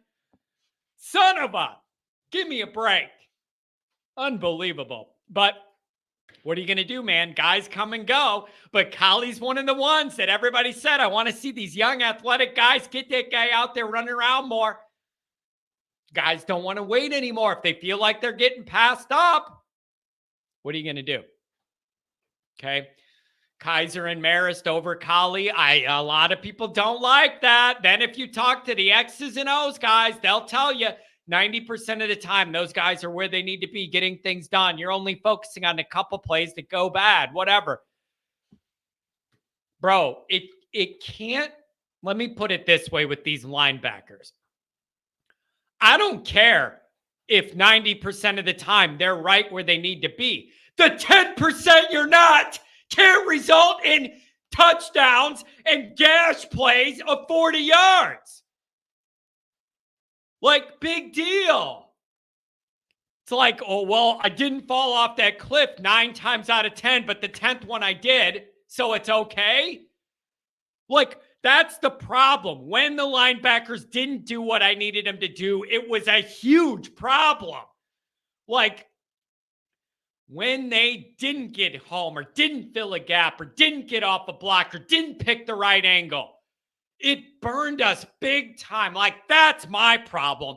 The misses there were brutal misses. Brutal misses. And like, they cost us huge. That's what I can't have, man. I just can't have that. I can't do it. Dude, I don't know where Cousin Luke is either. People are talking about it, but I haven't seen him here, and I'm assuming he's not going to block me on my show. I don't even know if he can. So I don't know. D-Rock says, Buckner's a laid-back kind of guy. Totally agree with that. I met him at the blue and gold game last year. And remember that he had the air cast on his foot when he lost that fight with the stairs. And he was at that tailgate I was at. And I went up and introduced myself and just wanted to get a picture and say hello and everything. That dude is so just California cool, like just steady as the day is long, just level. He was just so chill. And the reason it stands out to me that he was so chill is because I'm so not chill. I am so not chill the way I am wound up about everything. When I'm in the presence of extreme chill, we're looking at opposite ends of the spectrum. So it was the number one thing I noticed is that dude is just level. And I think that's probably good in a quarterback that they're not going to get too high and too low. But man, I really felt that vibe of just emotional stability. And that's a feature that I don't offer a lot. You're going to know what I think one way or the other, good or bad. Oh, and everybody prepare yourselves. Pat Cotter was in here talking and all that. He's going to be at the tailgate next week. So if you don't like me and you don't like Pat, you should definitely come by and come heckle both of us if you want. Oh, man. 937. Happy Friday. Hey, what's up, John? How you doing? I'm doing very well. Feeling good on a Friday here. What's on your mind, my friend? You've heard a lot in this show. What's on your mind? I think we're gonna possibly go 11-1 or possibly go undefeated next year. Ooh! No. Man, you got to talk me through it. You don't just get to drop that gem. You got to work me through and talk me through that line of thinking. How do we get there? What does it look like, brother? So last year, I'm the one that told you that we're still going to go 10-2 or 9-3. Remember? And you're like, oh, you're crazy. We lost too many games. So this is what I see. Even with Prince Colley taking off, the only thing that kind of concerns me about our defense is our interior defensive line. But they keep moving a bunch of guys over that were like linebackers before the D ends. And we're moving big D ends down the defensive tackles. So I think we'll be more athletic on the defensive line. Our linebackers should be pretty good, and our secondary should be pretty good as well. Okay, I agree with you. That I think just because of body type, if for no other reason, they're going to be more athletic on that defensive line. I believe you. But my worry is if you're doing that and you're going to have more agile guys that can move and all the fine, but are you losing the ability to just stop the run with bulk, like not being pushed off the line 3 yards deep? Because when I hear thinner, guys away less, but they're more agile on the D line, like I might like that for getting after the quarterback on 3rd and long, but I need you to hold up to a run play right up the gut, not get pushed 3 yards back. So does that worry you at all? No. And the reason why is I think this year our offense will be more stable because you got to think our defense played a lot of snaps last year because our offense, like you said, the other defenses would stop the run, throw the mayor, and that was the carbon copy of how to beat us. This year, I think with a better quarterback room, we can extend drives longer and possibly put up more points. So I think our offense should be able to help out our defense substantially. Yeah, you know what? That's a really good point. And it's something I've talked about as well. When I have those moments in this offseason of asking myself, am I afraid of the Notre Dame defense taking a little step back? When I have those thoughts that enter my mind, sometimes it does help balance it out when I remind myself this offense should be a lot better. Not only should they put up more just raw points, which will help the defense, but they're going to be out there with some more extended drives. That right there helps the defense, even if you don't score points. Every extra minute we're Yeah. out there extending a drive, it's times the defense can't get exposed, can't get tired, can't get ran on, all of that. So there is like a seesaw there where they kind of help each other out. The better the offense is, it's going to help the defense. And I think we might need it this year a little bit. So I've noticed that Notre Dame is trying to get the same kind of offense that the bigger schools are kind of getting. Like, basically, it's how we beat Navy every year. We get it by 17 points and just run the ball, right? What Georgia's, your Ohio States, your other big schools, they're going to just, put a bunch of points up first and then rely on a big back just to kind of protect the lead, protect the cushion. Does that make sense? Yeah. And well, it definitely makes sense if you could do it. I mean, So you got to now- get in that position. I love that, but you got to get in the position to be able to have the luxury to be able to go down that route and do that. But look at our wide receivers that we just even got from these two cycles with Freeman. We even picked up the guy from Virginia Tech. We have a bunch of big body receivers, a bunch of fast guys. We would put Chris Tyree out there as like a little scat bag, kind of like a Rocket Ishmael kind of player. Hey, listen, could he be Notre Dame's secret little weapon that blows all this up and takes it to the next level? Like, I've really been thinking about if you use him properly in this new position, he could be a secret weapon that has to be accounted for at all times. And then you already love what you have with the running backs. I think if he's used right, he could be a weapon we've been missing. I see him as like a Chris Fink that has wheels. A Chris Fink that can get to the house every time he touches the ball. Yeah. But the problem is that we kept trying to run him between the tackles, Yep. and he's just so little. Yeah. You got to put a little guy in space. See, that's why I love this move, because they kept wanting to feed him there. But that's not him. That's Diggs and Estime. That's not where he's best. Get him the ball in space where he can make moves. That's what's going to make him best. And then I love what you said. Find a way to do that and get ahead a little bit. And then you know what you do? You start getting Estime rolling downhill. And that's a guy that's just going to get more juiced up. Like just juice him up, give him the ball, let him run people over. It'd be great. Let me ask this. Last year, entering the season, I would think Notre Dame's two weakest points of the team were quarterback room overall, wide receiver room overall. When I look at one calendar year, the two biggest improvements I've seen made is to the quarterback room overall and to the wide receiver room overall. And I might add, the recruiting looks good on both of those down the line as well. How big of a difference can that make just year one year to the next, flipping those two position groups to be more healthy? Is that the biggest game changer? I think it's a big deal. Or am I overdoing what a big deal that is? No, it's amazing what a quarterback can add to a team. Like, I mean, with the fact that we have Sam Hartman coming in with he plays so much ball. He's one of the best quarterbacks ever played in the ACC. On top of Tyler Buckner, that whenever he gets time to play, he plays pretty decently. I think, and with the wide receivers we have growing up with Chancey Stuckey, I think we're going to be doing pretty good. We have to keep maintaining what we have, but I feel like we're enhancing our weaker points, like Blue Holtz would say. Strengthen your weaknesses until it becomes your strengths. Yeah,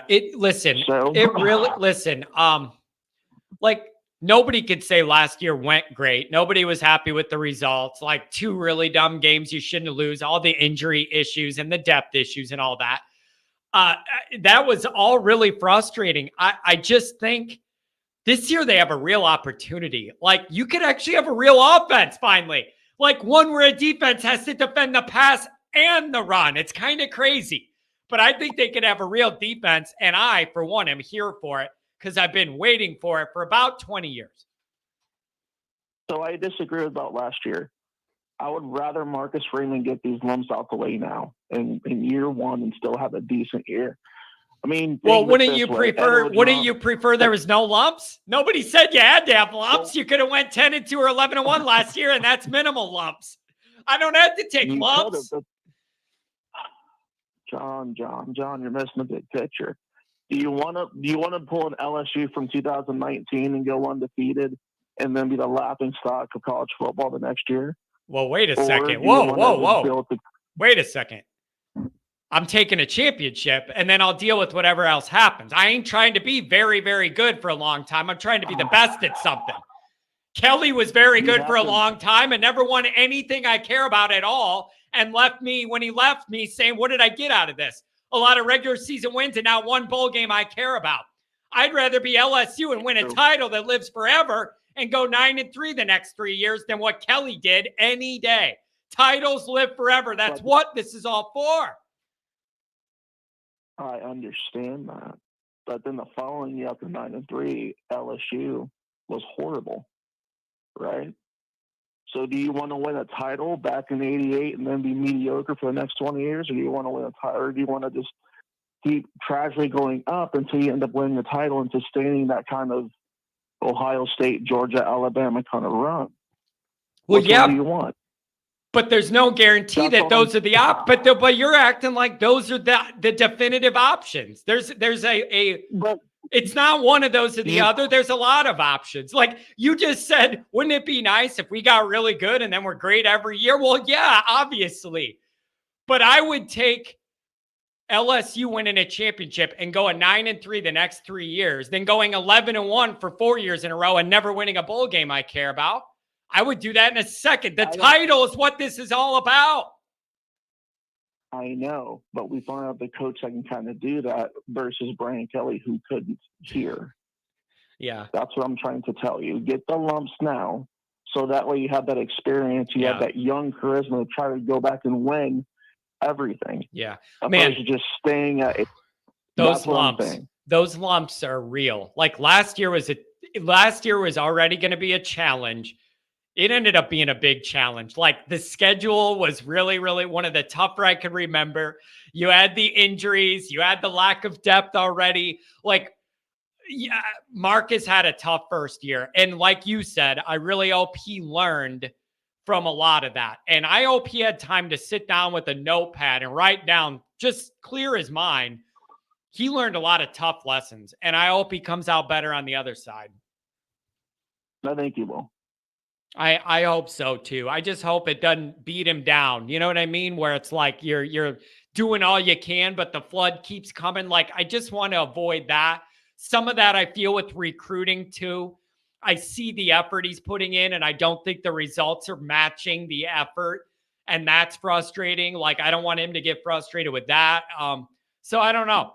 Well, the whole NIL thing, that's kind of hard to kind of just throw money at kids. I mean, we lose a lot of kids to NIL bills that we just can't give them the money to. That's why I feel different here. That's why I feel frustrated, because he's getting these guys even the guys that did like Notre Dame and were interested ended up dropping. So I don't know, but it's going to be really interesting. Notre Dame has a great chance this year to change a lot of narratives. If Notre Dame had an actual offense people were afraid of, I can't even imagine what that would feel like. If we are so far away from that, it'd be amazing. So the biggest game that I want to win this year, besides all of them, is Ohio State. I like how you did that. I like how you did that. Besides all of them. Yeah. Ohio State. Now, is it their position in the college football landscape overall? Is it them being a Northern Midwest power? The fact we haven't beat them since 1936? Is it because they're the first of the big three on the schedule and that sets up the rest of the year? Give me your reasoning. Oh, I live in Ohio. I'm from Ohio. I wasn't born a Notre Dame fan. I became one. And I hate Ohio State with everything I have. So I love that. I love that you're local and you go around there and you just see them all over at dinner and you just hate them. I love that, man. That's what this is all about. Oh, I'm talking dad, brothers, best friends, colleagues, all of them. And kind of just shove it in their face. Wow. I thought you meant maybe you were a whole Notre Dame family stuck in Ohio land. You even got immediate family going against you. Oh, come on. Oh, it is just me rocking blue and gold down here, Daddy. So wait, what made that happen? If they're all Ohio State, like what sent you down that track? So played ball. They got him into Ohio State. He was a really good dude up until he went, and he got really cocky and arrogant in 2002. And so for a while, I didn't like really have a team. And then someone said, well, who's your team? And I said, who's Ohio State playing their bowl game? It was Notre Dame back in 07. So I one day became a Notre Dame fan back in 07. I lived through a 3-9-4-8 season. So that is how I got here. I found you after one of our Clemson games in the bowl, in the playoffs, and I've been listening to you ever since. Oh yeah, I'm sure I was very calm in that show too. Good introduction to me. I'm sure I was staying real calm. Person that you comprehended how I felt. Like you're the only person that kind of had the same passion that I do for my team, but you're also the only person holding people accountable for their actions. It wasn't, oh, it's just they're a better team. No, absolutely not. You hold people accountable and they don't care for it. That's the problem. Yeah. Well, I appreciate that. Speaking the truth. I appreciate that. And you know what else too? People don't believe it, but I'm doing so with Freeman as well. Like the patient, like the margin of error is running out on him and all of that. Like as much as I like Freeman the way I didn't like Kelly personally, I'm still going to hold Freeman accountable. And I've been saying all off season, you can't go 0-2 against USC as a new Notre Dame head coach. You're asking to steer your tenure in a dangerous direction. I don't care how much I love the guy personally. You can't do that. You got to find a way, man. Got to. I think we'll beat USC. I know everyone is always down on Golden, but the one thing Al Golden has now is another year of experience with tape of teams he coached against. So I feel that last year he did really well. USC, we kind of puttered out because our offense wasn't putting up any points. Like with that team, you kind of have to just boat race them and just make Caleb Williams scared. We weren't able to do that. Yeah. So I think this year we should be able to have, like I said, a better defense, a better offense. Special teams is still yet to be seen, which we'll see. I mean, that's the only thing that kind of makes me, but I think we'll be okay. 12-0.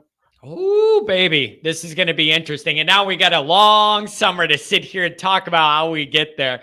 Really good call, my friend. I appreciate you. Anything else? Anything else? Are you all set? Just go Irish. Go Irish. Have a good weekend, brother. Thank you for the call. 937. He's stuck in Ohio with the Buckeye people. Nobody likes that. 818. Let's make it great. What up? Oh, man, John. All around last couple weeks, man. Body's killing me, all that kind of stuff. So I said I'd be able to call in. I've been sleeping in way too late. I will be there next Saturday, though. So everything's set for that. Yeah, you better be there. Bring your buddy, too. If he's going to come again, that came over to the Airbnb for the Clemson game, invite him, whatever, man. You guys are welcome all day. Yeah, no, that's great, man. There might even be a couple more people coming too. My nephew might be there. It's a possibility. It's not set in stone yet. But anyway, ask me anything, man. Ask me anything. All right. Does 11-1 Notre Dame get in the playoff this year with that schedule, or does it have to be 12-0? Or if it's 11-1 with any combination of the one, is their strength of schedule going to be strong enough to get them in, or are we just on the outside waiting? No, I think 11-1 will definitely get us in. I do. I mean, obviously, there is a scenario where that could maybe not happen. I just, it depends, obviously, how the teams are above them, But I have a really hard time seeing with Notre Dame's schedule next year with the big three on the schedule. If they navigate that whole thing undefeated except for one game, even if that one game comes against a stupid team, like NC State or worse, I just think beating Ohio State, Clemson, USC would offset that. I thought through that too. Because a lot of people were saying if Notre Dame goes 11-1, the only way they get in, the one has to be a very close loss to one of the big three, and whoever that is not only wins their conference but probably goes undefeated. I almost see it the other way, Where if you beat the big three and lose a dumb one, they might give you credit for beating the big three and then say, oh, that was a dumb one. I could see that working for us. Well, right, because they could say, especially if it happens early, they could say, oh, well, that was obviously a fluke. You know what I mean? Because of what they did, the rest of the year. But I think no matter what, I guess the only scenario that wouldn't play out maybe is if it's the last game of the season with Stanford. If that happened, that might keep them out of it. Yeah. If it's the very last game of the season against a lowly Stanford and Notre Dame loses, even if they're like number 1 or 2 at that point, I could see them like, oh, man, that's just too bad of a stain. Yeah. The last week of the season, especially with other teams playing in conference championships the next week. Yeah. You know what I mean? But that's the only one I can really see at 11-1 not being good enough. I don't think 10-2 gets them in.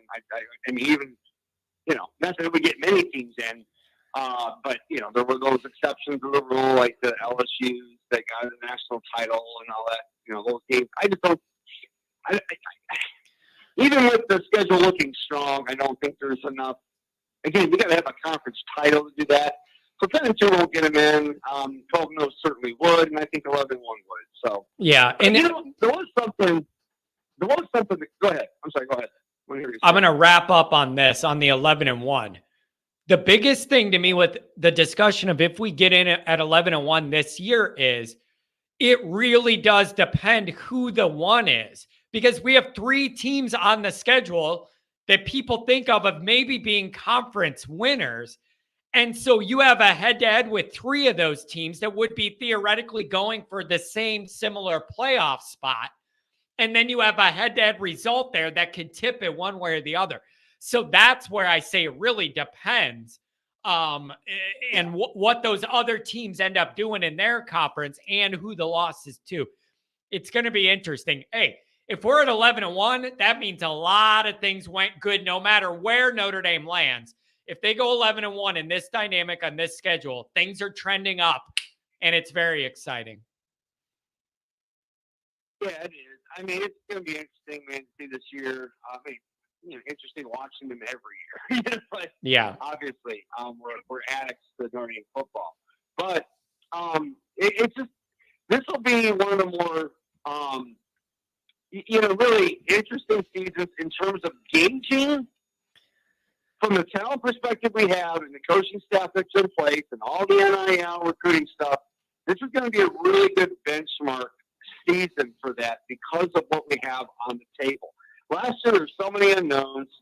We have, if not great, certainly exceedingly solid QB position. We have an up-and-coming receiver position. That could be really interesting too, man, because of the Tyree dynamic. How good can the hybrid of that running back wide receiver group be? Obviously, a strong offensive line returning, and a lot of experience on the defensive coaching side of the ball. So a lot of I keep coming out of this whole thing. There's almost the bottom being 9-3 and everything, and or 10-3. While I can definitely see that happening, I'm starting to finally see how I don't know how I would feel about that at this point. You know what I mean? I mean, again, you got to see the season, see how it unfolds. But I don't know. The more I think about it, while it's just so like, again, as you call it, Notre Dame to be of that mindset. Yeah, I'm having a hard time figuring out where those 3 losses come based on what we have coming back, based on the coaching staff, all the rest. Man, I mean, it's just going to be interesting, John. I don't know. I could see us get real angry real quick if things go south, but yeah. I don't know. Yeah, I think, you know what, I know this is a big ask, but this would go a long way if we just said, how about Notre Dame just doesn't lose to anybody? They have more talent than next year. Then that already puts you in a position where there's a 2 or 3 game window and everything else you take care of. Like, I can't get over the difference in perception of last year. If you beat Marshall and Stanford in ugly, terrible games, we all bitch about and complain about, but on the last second field goal, you win it by a point, and then we all like flush it down the toilet, but at least it's a win we're flushing. Like, if we just took care of business against everybody, we have more talent then, you're already way ahead. You know, that's a great point, actually, you just said, because it's funny how different perception can, and again, win-losses obviously matter monumentally, but in the grand scheme of things, if you think about, okay, is a team that much different if they lose a game by a point or a field goal when maybe something stupid in the game happened to make that happen, and it wasn't really the team, maybe the ball bounced a certain, you know what I mean? Yeah. And yet that game will turn into a loss, right? But then the rest of the season goes kind of as we expected or whatever. But then you look at the year after, they had one less loss. Are they? You know, again, what I'm okay. It's almost like the 2017 team versus the 2018 team, right? I really feel the 2017 team was better. I mean, it's just that 2018 team had one less loss, but they didn't have a really high end win either. Yeah. And then that 2017 team really kind of, you know, they did down the stretch. They didn't take care of business, but they did redeem themselves for that LSU win. You know, so I mean, I don't know. I'm just thinking about it that way. I can't see a scenario where this team doesn't. Let me say this. I think this is going to be a benchmark team for Marcus Freeman because you got a lot of things in the right place. He's in year 2. Yes, year 3 and beyond is generally when coaches catch their full steam and whatnot. Yeah. But I think regardless of the success and wins and losses of this team, I just think that this is going to be a great benchmark to see, okay, what is the Freeman era probably going to look somewhat like? Yeah. Well, you know what I've been calling it? I have been calling it the ultimate calibration year. And what I mean by that is you got year one where you inherit a lot of what you inherit and you can't flip all that in year 1. And you go at it with what makes sense and feels logical to you and how to operate and run everything. And that's what we did last year. There was a lot of challenges. Now is that recalibration year. Freeman going, okay, I tried this approach last year. We got burned. I'm going to do something different. Recruiting, like this is the recalibration. And that year 3, the history of Notre Dame coaches that do get over the hump and their year 3 success is a big historical marker for Notre Dame. And then it lines up with the new playoff era.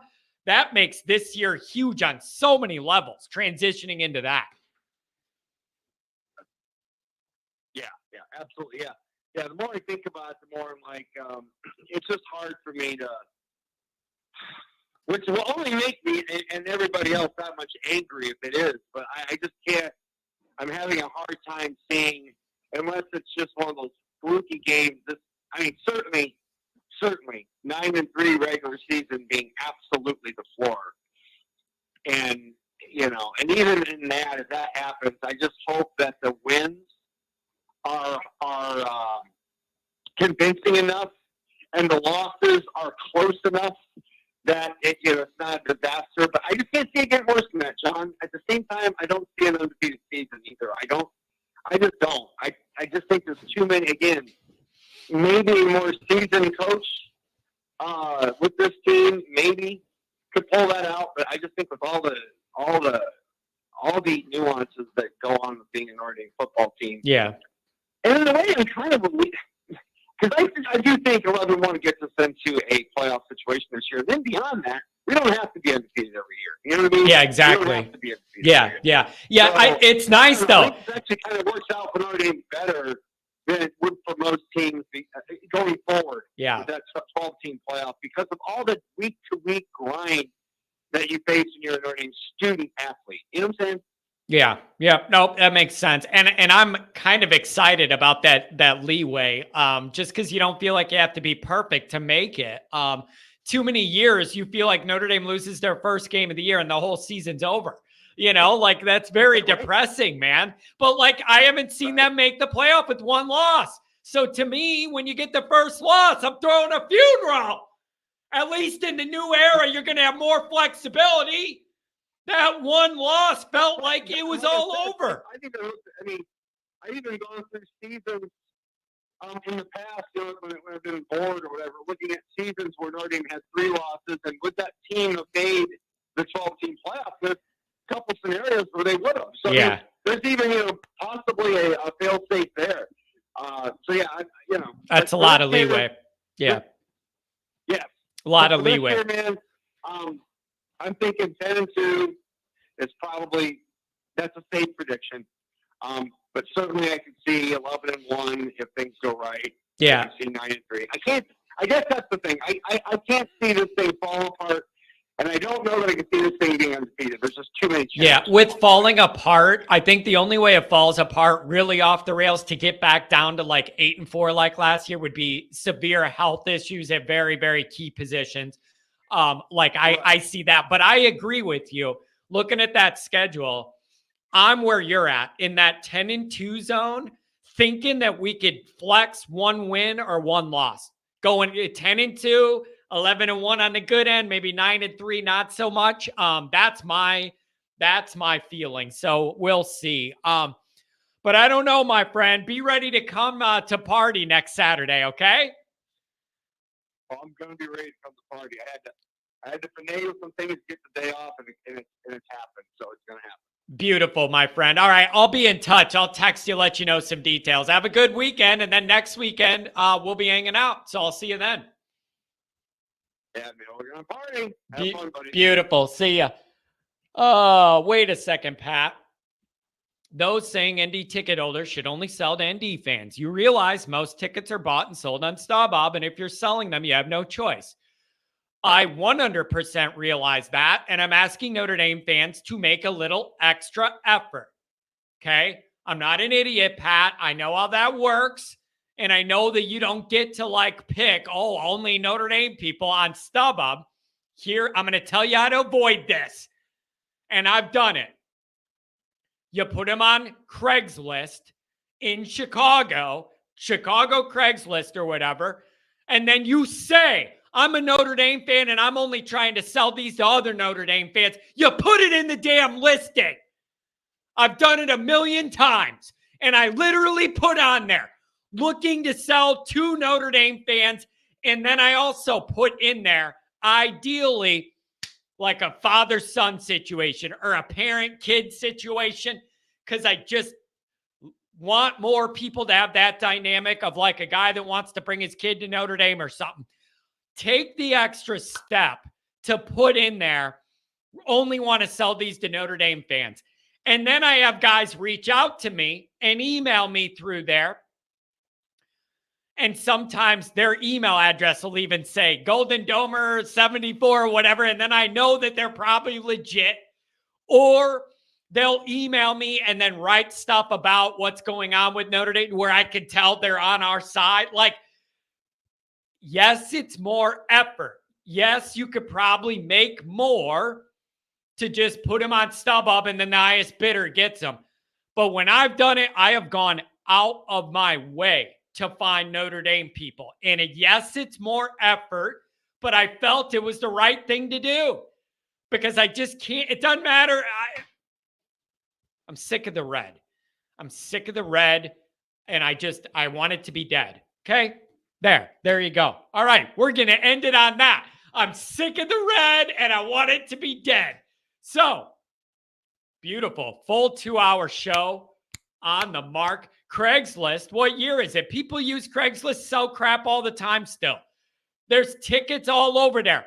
I thought Craigslist is full of pedophiles and hookers. They blocked that part down. It used to be, Pat, but the government came in and cleaned it out and blocked all of that, stopped everything going on Craigslist.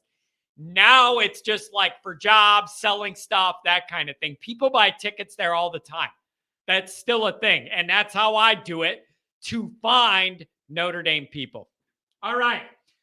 That's going to be it. And look at, I'm not even going to say it. Pat's going to get me in trouble.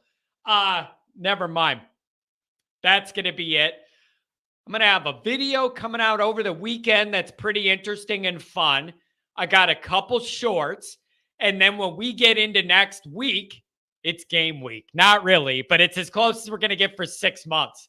Okay? So that's what we're going to do. Thank you for being here. Thank you for donating. Thank you for chatting. Thank you for calling. Thank you for trolling.